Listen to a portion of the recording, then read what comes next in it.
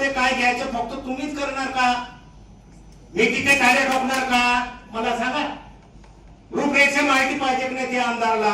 आज येलं पोट्टे वाटप करताना माझ्या आयुष्यात 1.5 वर्षात मी पहिली वेळा बसतोय मंत्री महोदय.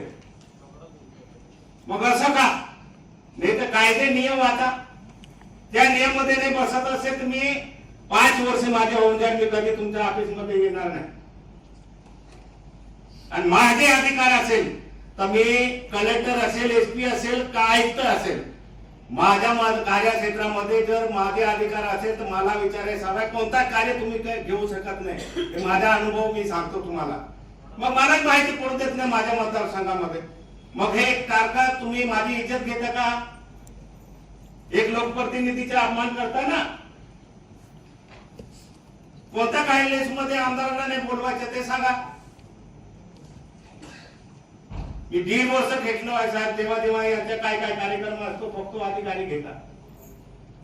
मग मी आमदार नाही का? मला अधिकार नाही का? नाही तर त्या पद्धतीने मला परिपत्र देऊन टाका का इथे तुम्हाला बोलवू शकत नाही. पण एवढं मला माहिती आहे जिथे शासकीय कार्यक्रम आहे तिथे लोकप्रतिनिधी पाहिजे. हे कोणाचा अधिकार नाही. ते लोकप्रतिनिधीचे अधिकार तुम्ही डावण्याचे अधिकार तुम्हाला दिलेले आहे का? मला त्याचा खुलासा द्या. मला आजपर्यंत का बोलवत नाही किंवा तुम्ही माझ्या तरुणाला कार्यक्रम घेणार नाही? मला माहिती नाही तुम्ही कोणता कार्यक्रम घेणार. मग आमदारला पकडून करता का कार्यक्रम?